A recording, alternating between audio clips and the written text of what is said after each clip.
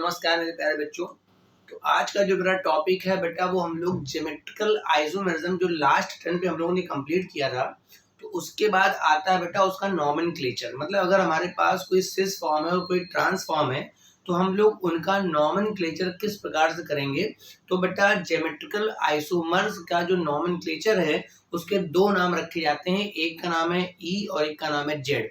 ये तो करेंगे और बेटा साथ में अगर मान लो किसी भी मॉलिक्यूल में एक से ज्यादा ज्योमेट्रिकल सेंटर हैं, ठीक है, अगर किसी भी मॉलिक्यूल में बेटा एक से ज्यादा सिमेट्रिकल मतलब आपके स्टीरियो सेंटर हैं तो उसके total number of geometrical isomers कैसे निकालेंगे, इसको भी हम लोग डिस्कस करेंगे आज के इस लेक्चर में, ठीक है ना। तो चालू करते हैं हम लोग अपना ईजेड नॉमेनक्लेचर। मतलब अगर हमारे पास कहीं पर कोई ज्योमेट्रिकल आइसोमर दिया है ना बेटा तो उसका नाम ई रखेंगे या जेड रखेंगे। बेटा ई का मतलब एंटीजन होता है और एंटीजन का मतलब होता है अपोजिट, ठीक है, और जेड का मतलब जूसा मैन होता है, इसका मतलब होता है टूगेदर, साथ में। जो साथ में है उसे हम जूसा मैन बोलेंगे और जो अपोजिट उसे हम बोलेंगे एंटीजन। फॉर एग्जाम्पल मैंने यहाँ पर अपना कोई एक फॉर्म लिख दिया ज्योमेट्रिकल आइसोमर का सी डबल बॉन्ड सी, यहाँ पर मेरे पास मेथिल हो गया, यहाँ मेरे पास H हो गया, यहाँ मेरे पास मेथिल हो गया और यहाँ मेरे पास H हो गया, ठीक है। इस तरह से मैंने ये लिखा हुआ है, ठीक है। ये तो आप सब अच्छी तरह जानते हैं, मेरे पास ये सिस फॉर्म है, ठीक है। इसी का बेटा मैं अगर ट्रांसफॉर्म लिख दूंगा तो ये मेरे पास CH3 हो जाएगा और इधर मेरे पास CH3 हो जाएगा, इधर बेटा मेरे पास H और इधर मेरे पास H, ठीक है। ये तो चलो अच्छी तरह बताया कि भाई इसमें से ये वाला फॉर्म सिस है, ये वाला क्या है ट्रांस। अब ये देखते हैं कि इसमें से किसका नाम बेटा ई पड़ेगा और किसका नाम जेड पड़ेगा। उसके लिए आपको रूल एक सीखना पड़ेगा, बस प्रायोरिटी रूल बहुत सिंपल सा है कि आप इस कार्बन पर जो भी एटम्स डायरेक्ट कनेक्टेड हैं उनके आप एटॉमिक नंबर देखेंगे। क्या देखेंगे आप? एटॉमिक नंबर, ठीक है। तो आपको दो प्रायोरिटी देनी है, यहाँ पर भी फर्स्ट और सेकंड और यहाँ पर भी फर्स्ट और सेकंड, ठीक है। फर्स्ट किसे देना है बेटा? जिसका एटॉमिक नंबर बेटा ज्यादा होने वाला है उसे आप देंगे बेटा फर्स्ट प्रायोरिटी, और जिसका एटॉमिक नंबर बेटा कम होने वाला है उसे आप देंगे सेकंड प्रायोरिटी। जैसे यहाँ पर देखिए, यहाँ पे एटम कार्बन है और यहाँ पर ये हाइड्रोजन है। कार्बन का एटॉमिक नंबर 6 होता है, हाइड्रोजन का 1 होता है, ठीक है। तो ये मेरे पास फर्स्ट प्रायोरिटी हो गया और ये मेरे पास सेकंड प्रायोरिटी। सिमिलरली यहाँ पर भी पहला एटम पहले कनेक्ट करेंगे, बाद में क्या लेगा उससे मतलब नहीं है, ठीक है। तो ये मेरे पास फर्स्ट प्रायोरिटी और ये मेरे पास सेकंड। तो आप देखें 1 और 1 मतलब सेम प्रायोरिटी सेम साइड आ रही है बेटा, और 2 और 2 सेम प्रायोरिटी सेम साइड आ रही है। तो ये मेरे पास जेड फॉर्म बन गया। क्या बन गया? जेड, ठीक है। जेड का मतलब जूसामन मतलब टुगेदर, ठीक। इसमें आ जाइए तो ये मेरे पास ये फर्स्ट प्रायोरिटी है, ये मेरे पास सेकंड प्रायोरिटी है। यहाँ पर बेटा मेथिल इधर लिखा है, पहला कनेक्शन कार्बन से होगा तो ये मेरे पास फर्स्ट और ये मेरे पास बेटा क्या है सेकंड। तो यहाँ देखिए 1 1 अपोजिट हो गया, 2 और 2 भी कैसा हो गया? अपोजिट। तो ये मेरे पास अपोजिट की वजह से कौन सा फॉर्म बन गया? ई, ठीक है। प्रायोरिटी देने में सबसे पहले पहला एटम देखा जाएगा, अगर पहला एटम कॉमन आ गया तो उसके बाद फिर आगे के एटम्स देखे जाएंगे। अगर पहला एटम मान लो दोनों में कार्बन आ गया तो उसके बाद जिसका एटॉमिक नंबर ज्यादा होगा उसे हम देखेंगे।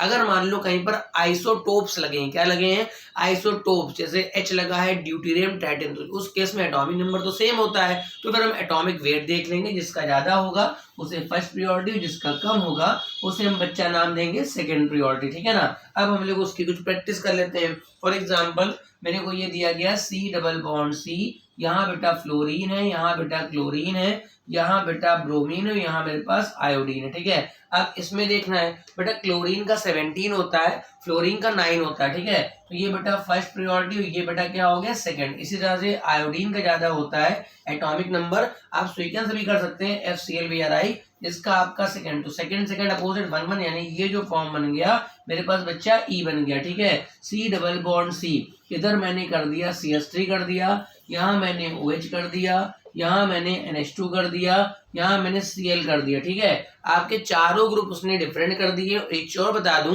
अगर आपके चारों ग्रुप डिफरेंट हो गए हैं तो आप सिस ट्रांस तो बिल्कुल भी नहीं बता पाएंगे। उस केस में आप केवल बता सकते हैं केवल ईजेड नॉमेनक्लेचर, ठीक है ना। तो इस केस में देखिए पहला एटम यहाँ पर ऑक्सीजन का है, तो यहाँ पहला कार्बन का है। ऑक्सीजन का 8 होता है, कार्बन का 6, तो ये फर्स्ट प्रायोरिटी, ये बच्चा क्या है सेकंड प्रायोरिटी। क्लोरीन का 17, इसका N का 7 होता है, ठीक है, तो ये फर्स्ट प्रायोरिटी और ये बच्चा क्या सेकंड प्रायोरिटी। देखो 1 1 सेम 2 2 सेम, मतलब कुल मिला के ये जो फॉर्म बन गया बेटा कौन सा बन गया जेड, ठीक है। इसी तरह से अगर मैं देख लूं C डबल बॉन्ड C, यहाँ मैंने कर दिया OH, यहाँ कर दिया OCH3, यहाँ कर दिया मैंने NH2 और यहाँ कर दिया मैंने H। इसका बताना है। अब देखिए ऊपर केस में थोड़ा केस फंसा दिया मैंने कि देखो पहला एटम यहाँ पर भी बेटा ऑक्सीजन है और पहला एटम यहाँ पर भी बेटा क्या ऑक्सीजन, दोनों में ऑक्सीजन आ गया, तो इसके आगे आप बढ़ जाइए, ठीक है ना।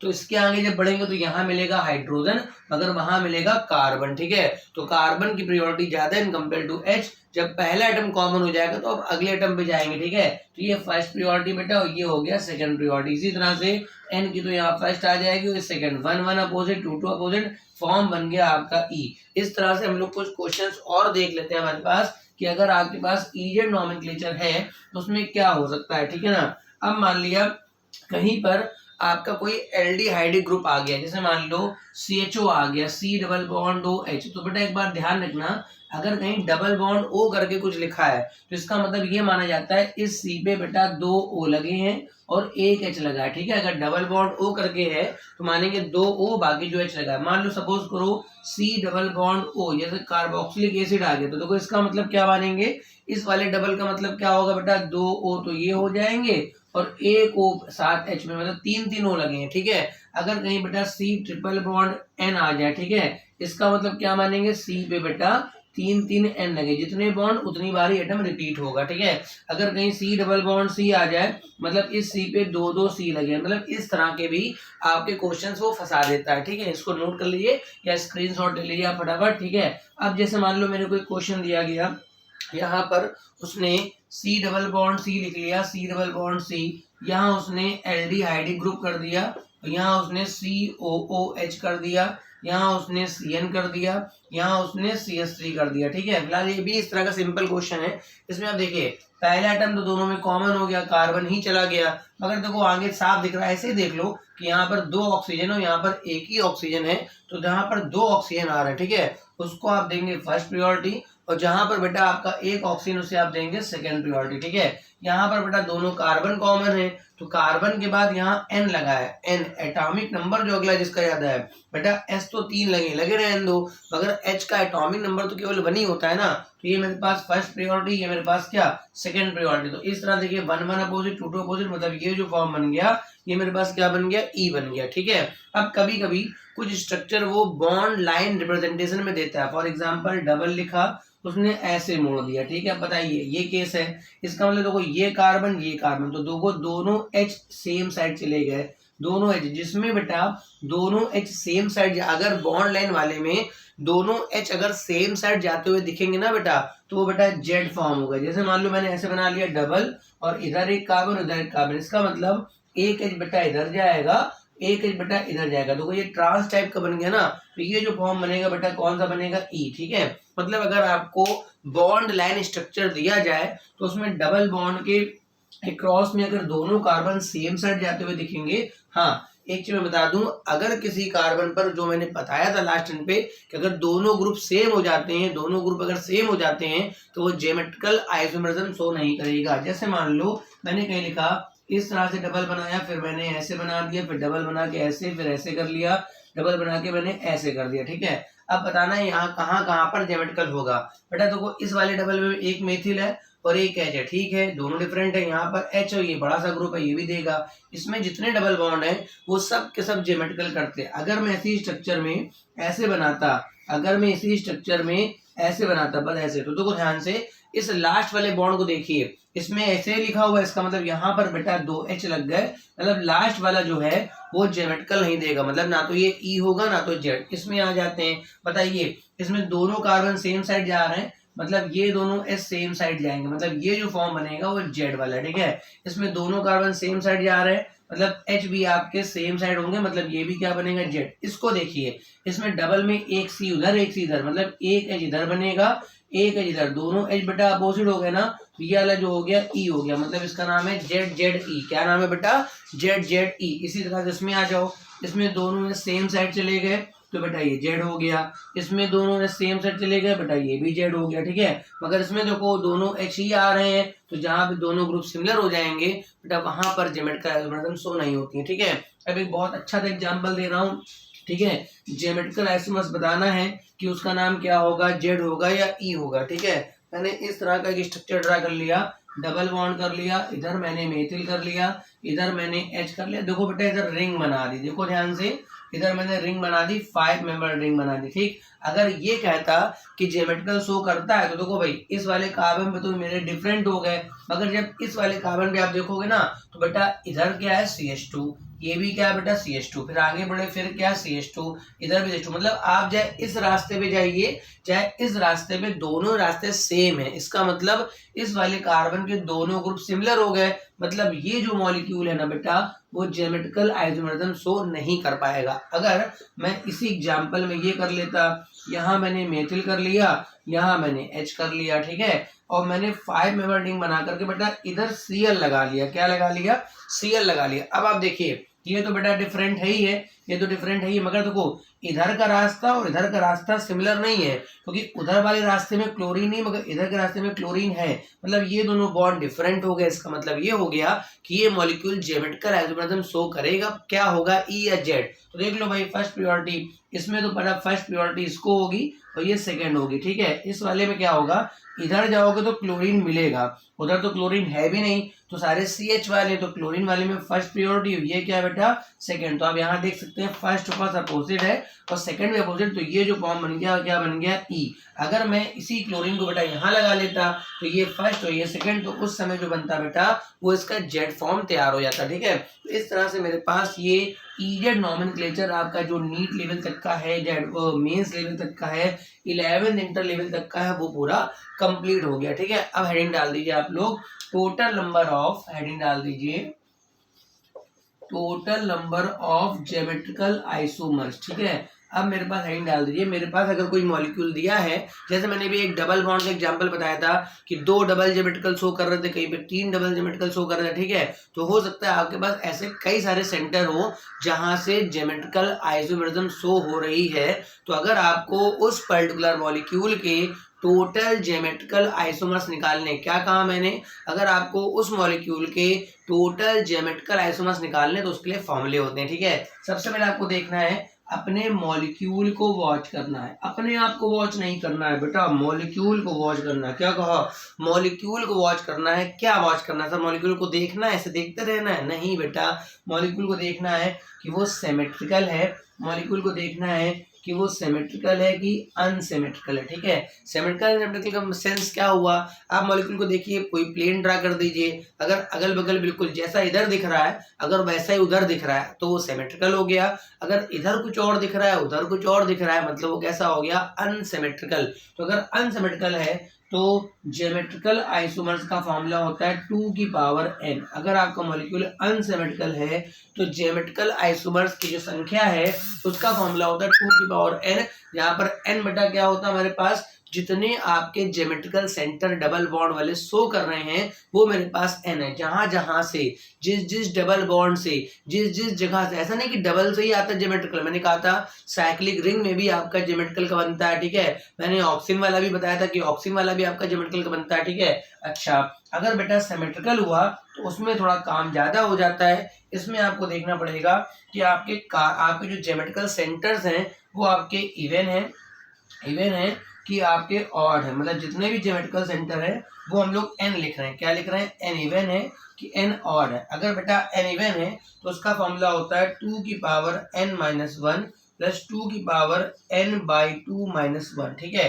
ये फॉर्मूला बेटा इसका होता है। अगर ऑड है तो फॉर्मूला होता है 2 की पावर n माइनस 1 प्लस 2 की पावर, मेरे पास यहाँ पर n माइनस ये n बाई 2 हो गया तो ये हो गया n-1/2, ये फॉर्मूला होता है। ठीक है, अगर आपके जितने भी सेंटर से ज्योमेट्रिकल हो सकता है, अगर वो 2 है, तो मैं इस फॉर्मूले को लगा दूंगा, अगर वो 3 है तो मैं इस फॉर्मूले को लगा दूंगा। मगर ध्यान रखना इन दोनों ही केस में मॉलिक्यूल कैसा चाहिए, सिमेट्रिकल। अगर वो अनसिमेट्रिकल टाइप का है तब तो मैं सीधे लगाऊंगा ये n। कुछ लोग नहीं समझ पाते हैं कि n क्या है। तो जहां जहां पूरे मॉलिक्यूल में हो सकता है कोई ऑक्सीजन का सिस्टम दिया हो सकता है कहीं पर डबल बॉन्ड का सिस्टम दिया हो सकता है कहीं पर साइक्लिक रिंग का सिस्टम दिया हो सकता है कहीं पर डाई एज वाला सिस्टम दिया हो। तो जहां जहां से भी ज्योमेट्रिकल आ सकता है, अगर आ रहा है तो वो मेरी संख्या n है। ठीक है, मैं इसको रफ कर देता हूं और इसको बेटा कुछ एग्जाम्पल से एक्सप्लेन भी कर देता हूं। ठीक है ना, अब देखिए जैसे मान लो मैंने एक मॉलिक्यूल लिख लिया,